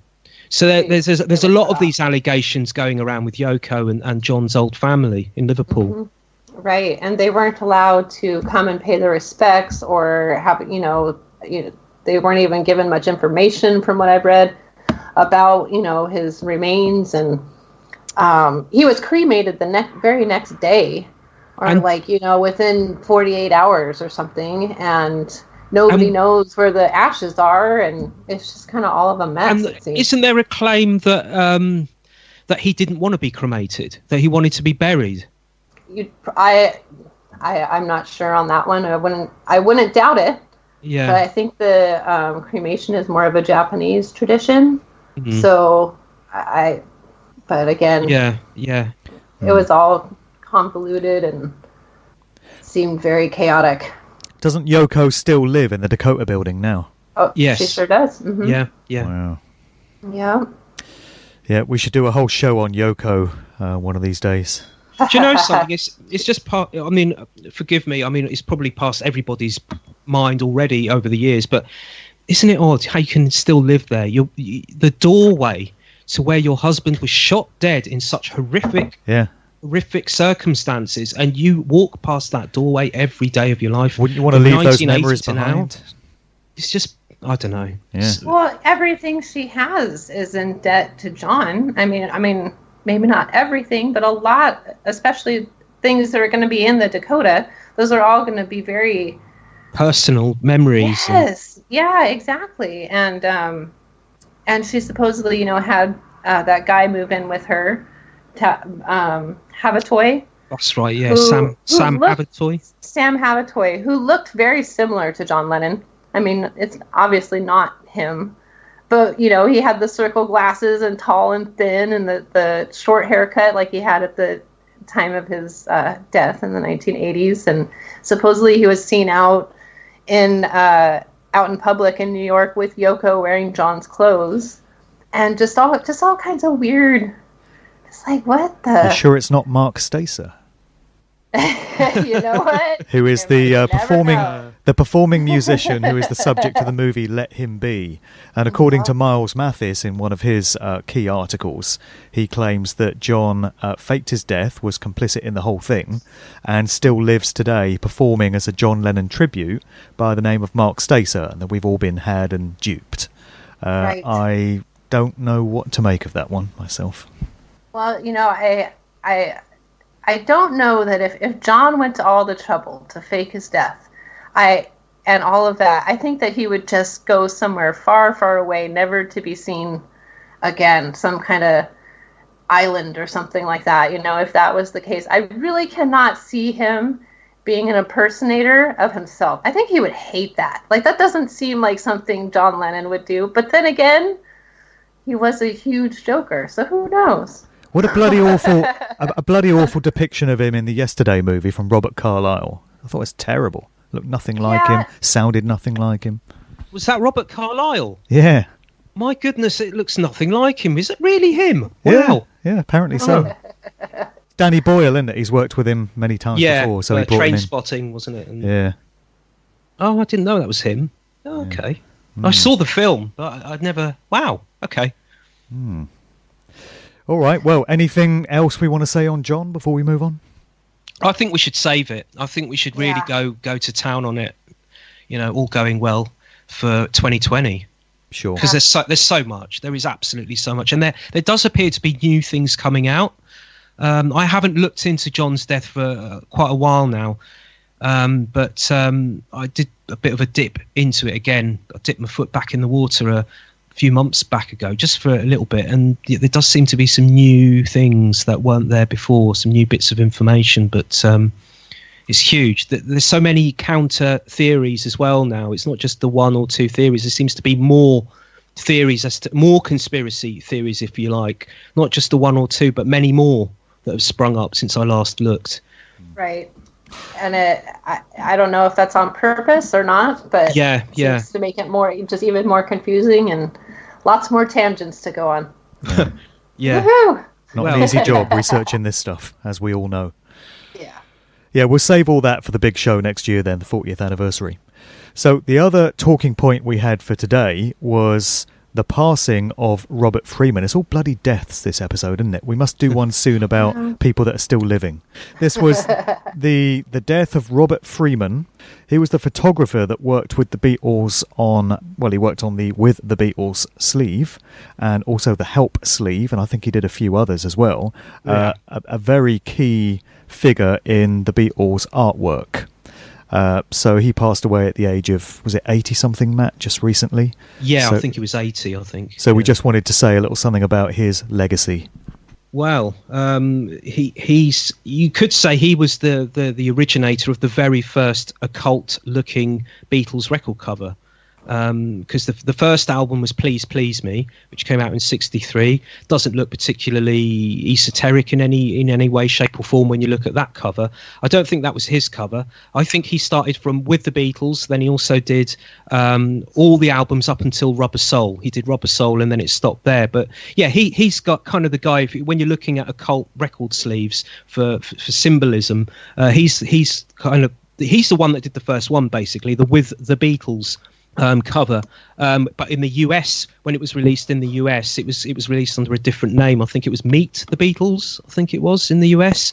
It's the cover with John, Paul, George, and Ringo, black and white, and you've got it's black and white. Only one of their eyes are showing. There's this kind of like this shadow over their faces, so you only see one eye, and it's black and white as well. So you've got the dualism going on, the Freemasonic black and white, light and dark, kind of thing going on. So there's a lot of kind of occult symbology that you could read into that cover. And he also did the cover, the other one which gets picked up on in recent times is the Help cover, which was the soundtrack to the movie Help, the 1965 movie by the starring the Beatles, and that's the one which is I can never remember what website. There's one particular website that picked up on this, and it did the picture of it with its occult analysis. It did a picture of an occult analysis of that cover, and that's the one you always see on the internet, but I can't remember what website that is from. So apologies about that. It wasn't Redwell Trabant's site, was it? No, it wasn't Redwell Trabant. I think it was a one-off. I think it wasn't somebody who does Beatles stuff regularly. I think it was just a one-off Beatles article. And it's a picture of the Help cover. And then underneath it, you've got these three figures, hooded figures, which are taken from the works of Aleister Crowley. The official story is that the Help cover... it's them doing flag semaphore. They're dressed up in kind of like skiing costumes, because if you watch the film, there they are. There's a scene. I think it's where the song "Ticket to Ride" is playing, and they're sort of larking about, messing about in the snow, and all this kind of thing. So I think they've taken a picture with them wearing those costumes when they're skiing, and they're said to be you have to see it. They've got their arms aloft in various positions, sort of their arms are raised in different kind of shapes, and it's said to be flag semaphore. But if you look at the flag semaphore and the signs they're displaying, the Beatles displaying on the cover, it's not actually spelling help. It's spelling NUJV. So why would that be? And the other thing is, why flag semaphore? I might be wrong, but having watched the film many times over, I don't seem to recall the Beatles in the film doing anything with flags. I might be wrong, but I don't seem to recall that. Anyway, so Freeman has got them doing these flag semaphores, which spells out NUJV. And he was asked about this. Why did you go with NUJV? Why not help? And apparently he said he got them to stand doing the flag semaphore arm shapes for help, and he reckons it didn't. He claims that it didn't look right. It didn't look photogenic enough. So he improvised. That's the word he used. He improvised, and he came out with NUJV.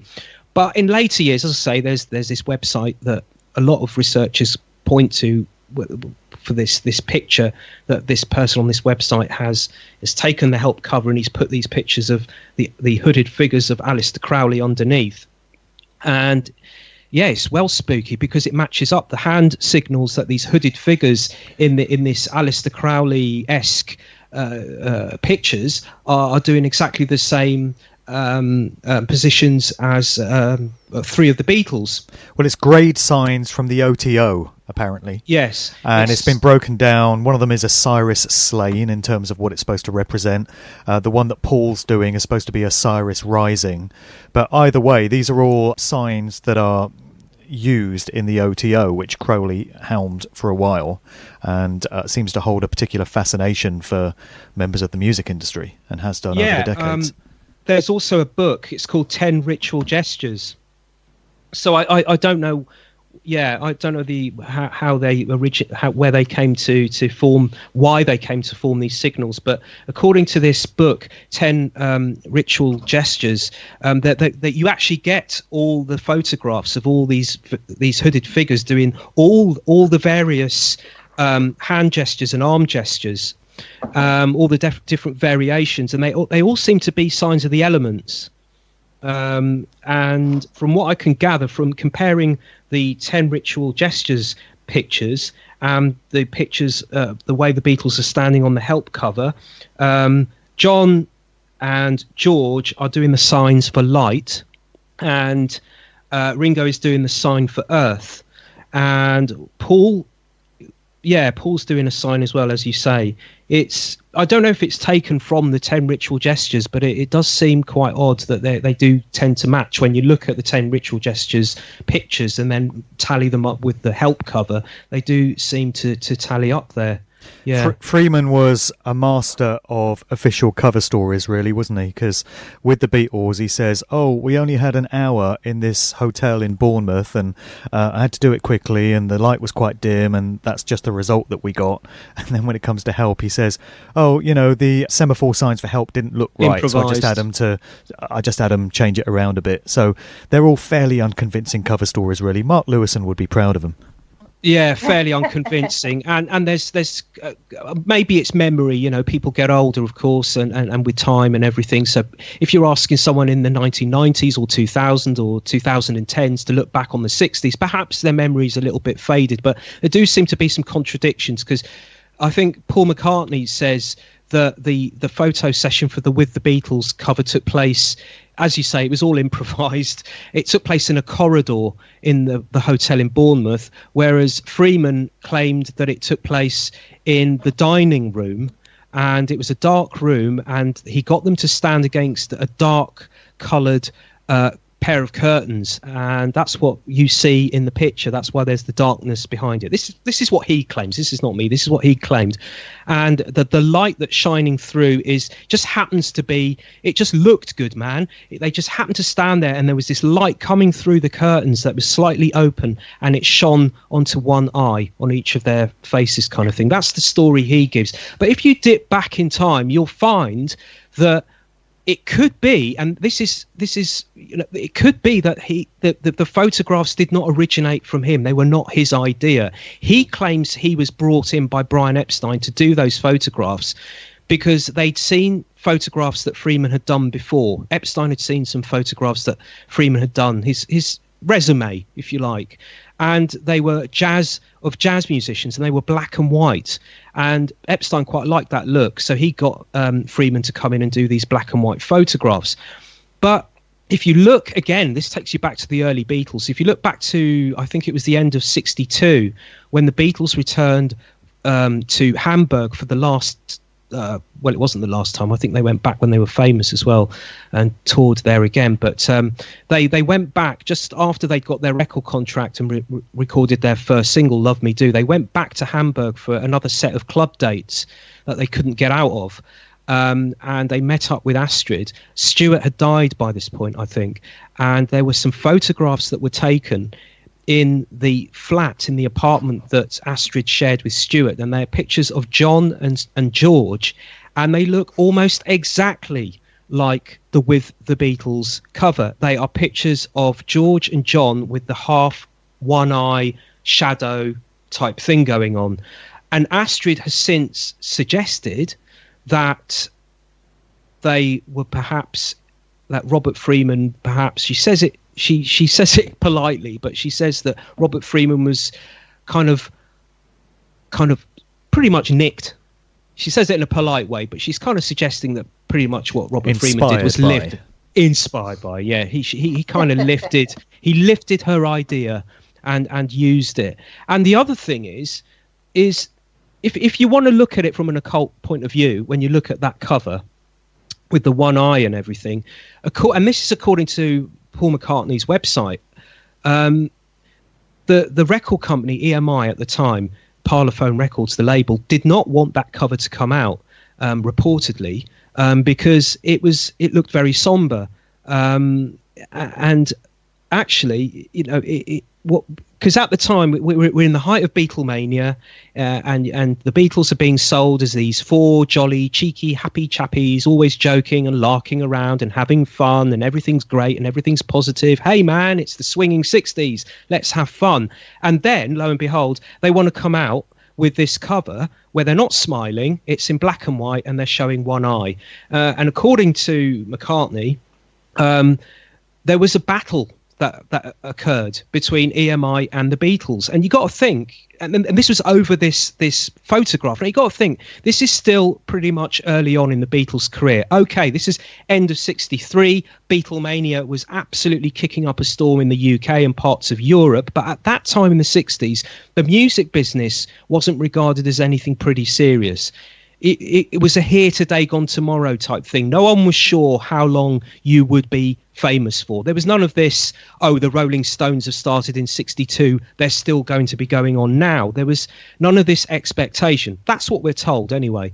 So you've got the Beatles, who are in the early phase of their career, who are very famous, but still kind of like not established enough to be able to call the shots, if you know what I mean. Right. And there they are, fighting over this cover with EMI, wanting this cover to come out. Now, if you are at that position in your career where you're kind of like, you're doing really well, but you know it could end tomorrow, isn't the last thing you want to do is to seriously jar off your employers by saying, look, over a record cover? Really? Well, I guess there are employers and there are employers, if you get my drift. Right. Exactly. It was a rhetorical question. But that's just my conspiratorial mind going off again. Right. Yeah, exactly. That's the way I'm thinking too, you know. But they battled hard to get this cover to come out. They wanted that cover to come out. But so I think it was probably inspired by Astrid Kircher, of course, Astrid was very much part of the Hamburg scene, and in the early pre-fame days of the Beatles, and she's a photographer and an artist, and she also was engaged to Stuart Sutcliffe as well. Yeah, so she's still alive, right, Astrid? Gave the Beatles their haircut. Yeah. It was Jürgen Vollmer, who was another. There were these group of friends that hung around with the Beatles in Hamburg in the early days, and it was her. There was Klaus Vormann, who's since gone on to become a very famous session musician, played on some very famous tracks over the years. He was also in Manfred Mann, I think, in the 60s, but he was an artist as well. And there was Jürgen Vollmer.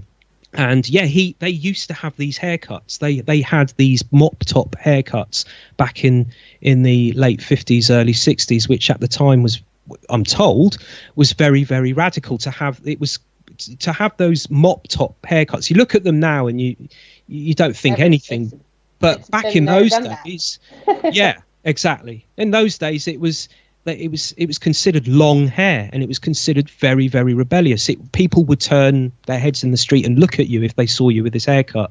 And of course, if you think in late 50s, young people at the time would have had their hair quiffed back. They would have had the teddy boy kind of look. So, and then along comes Astrid with Jürgen and Klaus, and they've got this kind of, even Astrid had it, this combed down haircut. And that's basically where it said that the Beatles mop top haircut came from. It was Jürgen who encouraged Stuart to do it first, and then I think it was John and Paul sometime in the early 60s went on a trip to Paris to see Jürgen, who was staying in Paris, who was working there as a photographer, and he gave them the Beatle cut there. I think they decided to do it as well.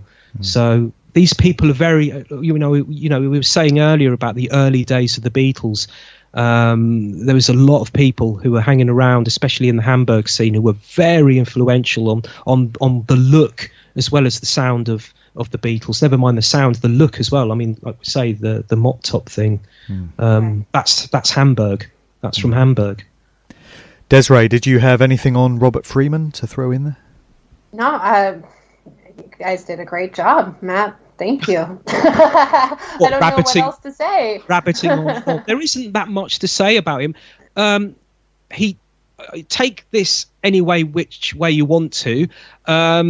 In earlier days, before he hooked up with the Beatles and did those record covers, and he was a photographer, of course, he went to the Kremlin to take some pictures over there, I think of Khrushchev, which is when you consider that it was the so-called Cold War that a British photographer was allowed access into the Kremlin. I don't know how common that would have been back then, but I thought I'll just throw that one in there. You wouldn't think so, and that's interesting because I just pulled up a couple of things here, and it said that the cover for With the Beatles supposedly was shot on the 22nd of August, 1963. Right. And the 22nd of August is like a big date because also on the 22nd of August, 1962 is when the Beatles were playing at the Cavern. Ringo had just joined the band. I think it was maybe their first live gig since Ringo had joined, or a couple anyway. But that's when they were filmed, and there's only like one, as far as I know, one videotaped, recorded gig of the Beatles playing at the Cavern. And that just happened to be also taken on the 22nd of August, but a year earlier, 1962.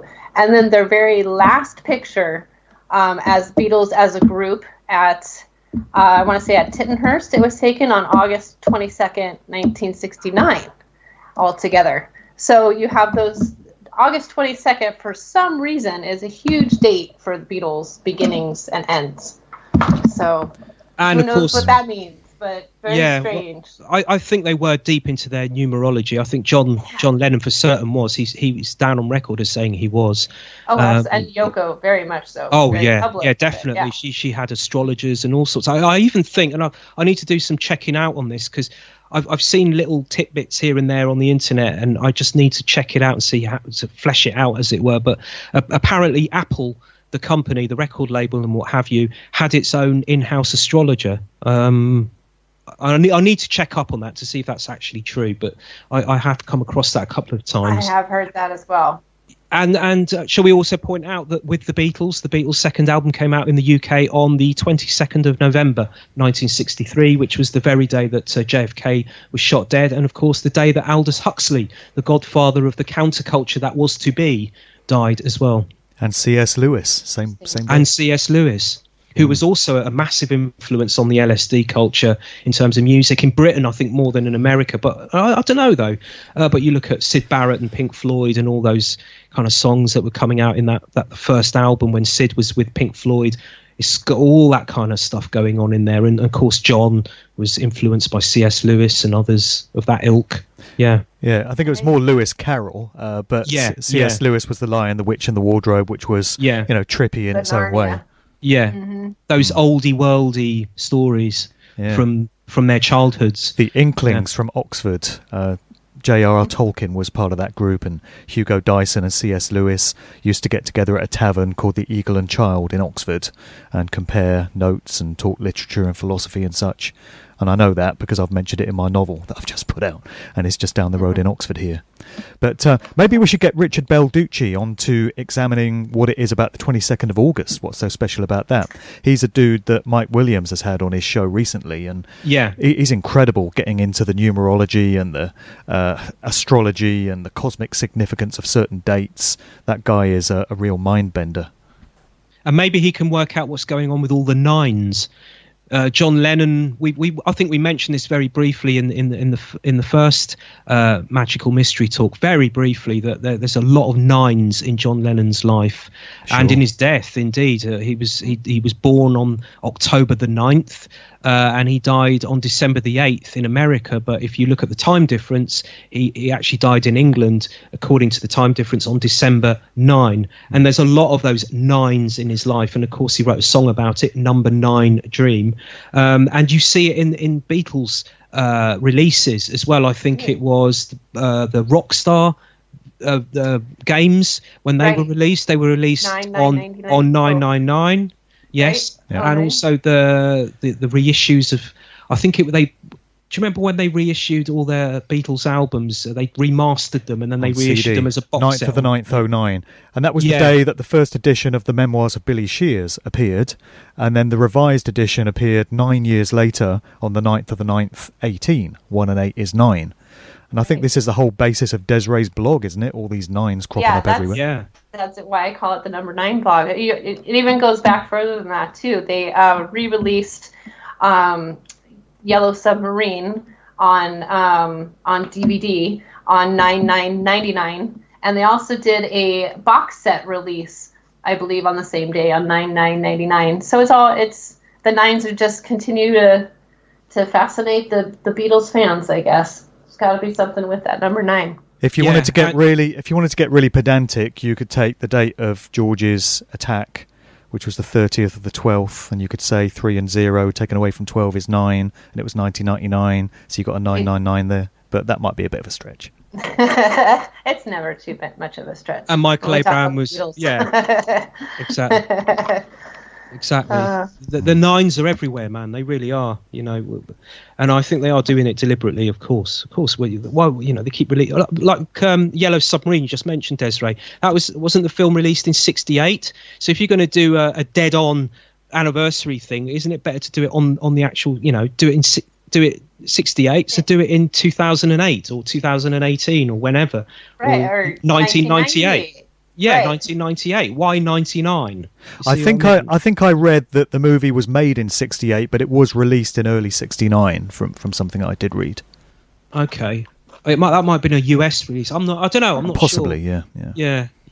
I think it might have been 68, but okay. Yeah, maybe it was a American release.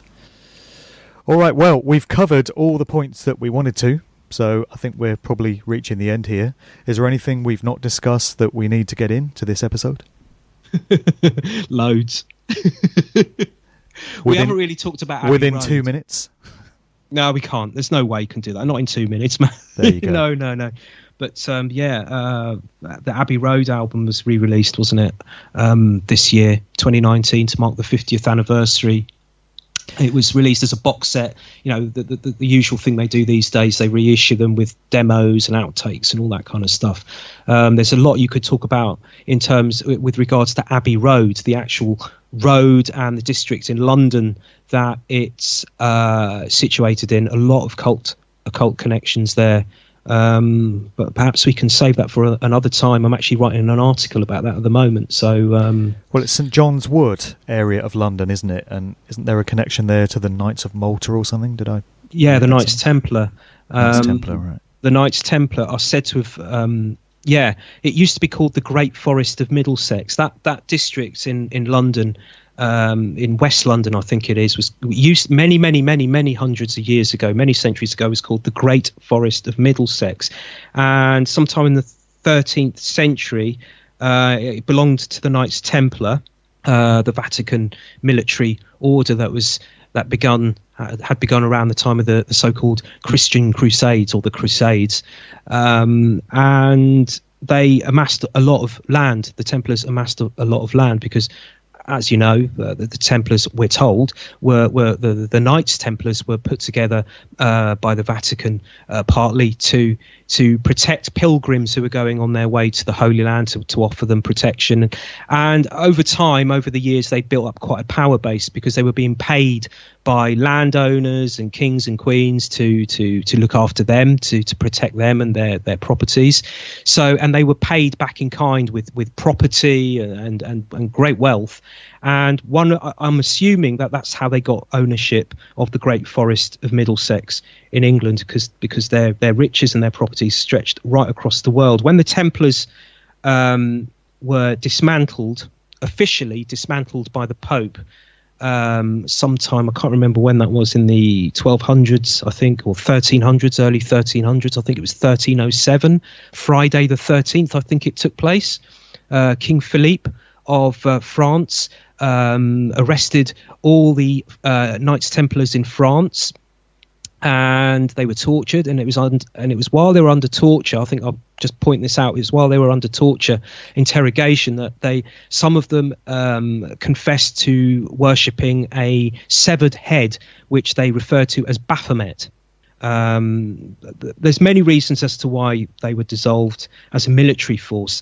There is some researchers claim it's because they were getting too powerful, basically, and some of the kings and the queens and the monarchs and what have you wanted to rein them in, as it were. So they came up with these kind of like excuses that the Knights Templar were corrupt, they were rotten to the core, and they had to be taken down. So basically what happened was the property that they owned, the Great Forest of Middlesex, that land that they owned, was given over to the Knights of St John, who were another order, the Knights Hospitaller, and that's where you get the name St John's Wood, which is the district in London where that comes from. Well, St John there, St John's Wood, and St George in the story that we recounted earlier, so interesting names. Paul's come up a few times. I've seen Saint Ringo. No Ringos. Yeah. Saint Ringo. Poor Ringo. We always pick on Ringo, don't we? Everyone picks on Ringo. Poor Ringo.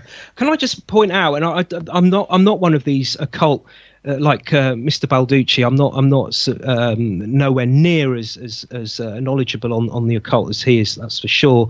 I seem to recall many years ago watching a presentation by Michael Tsarian,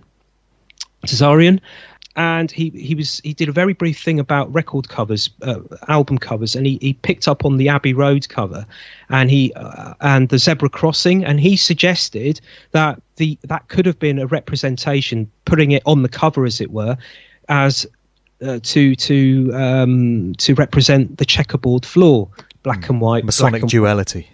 Yeah. So I just thought I'd throw that in there as well. But yeah, it could well be. Yeah. Yeah, and Abbey Road, actually, nearly forgot to mention, Abbey Road was actually called Abbey Lane a few hundred years back. It was a dirt track, an old track, and it led to a priory which was called Kilburn Priory. And according to a couple of sources I've come across, it was once again the property of the Knights of St. John. So there you go. You have Abbey Road leading to a priory which was the property of the Knights. Go figure. Can't get more obvious than that. That's right.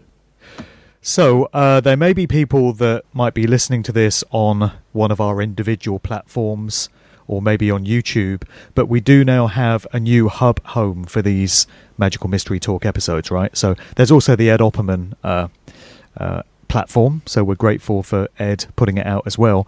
But do you just want to mention the new hub home for MMT here, where people can go to get all the episodes as they appear? Yeah, I don't know what the exact address is. I haven't got it up here at the moment. I can just go take a look at it. But while I'm taking a look at it, I'll just say I'm doing this with fingers crossed, because I've had a few issues building the site. Actually, building the site hasn't been the problem. The problem has been with publishing it. I kept a few months or a few weeks back, I kept pressing publish to get it to go online, as it were. And I check on the search engines and it wasn't coming up. And this is Weebly. These are the website builders, Weebly.com. So what I did was I went on a forum, the Weebly forum, and some users on there very kindly directed me to some possible ways of solving that problem. Sorry, I'm just looking here to find the site. So I think I've resolved it now. So when you press Magical Mystery Talk Weebly.com into a search engine now, I checked a few days ago, it does seem to be coming up on the search engine, but I don't think many people have judging by the stats that I've got, the statistics, no one's seen this site yet. It is brand spanking new. We haven't really pushed it at all, so it hasn't been looked at. So I'm guessing, I'm no technical geek, but I'm guessing that the more people type in that address, the more chance it will have of showing up on the search engine. But yeah, it's magicalmysterytalk.weebly.com, and that's Weebly, Weebly. Okay. Desiree, anything to add? You've not said a whole lot. I just wonder if there's anything you want to contribute. Yeah, not much. I'm just tell people about your number 9 blog again. Yeah, number 9. I'm sorry. I just had a big coughing fit. I'm coming back from you. The number 9 blog at wordpress.com. I don't have too much going on as far as new stuff there. I have been posting also our Magical Mystery Talks on the blog site as well, and they've gotten pretty good stats, a lot of good hits on there. And plan to put this one up as soon as it's available as well. And hope to get some more comments and feedback on it as well. Okay. So we tend to do these shows looking back on, what happened 50 years ago. So the next one is going to be reflecting on early 1970, which really was the year that the Beatles finished. And Let It Be came out and all that good stuff. So that'll be the next one, early 2020 at some point, I guess. But that's it for 2019 and reflecting on 1969, and that's it for episode 2. So great conversation, guys. We went some places today. Yeah, we awesome. Always seem to. We always seem to. There's so many different places you can go with this Beatles stuff. There really is. There sure are.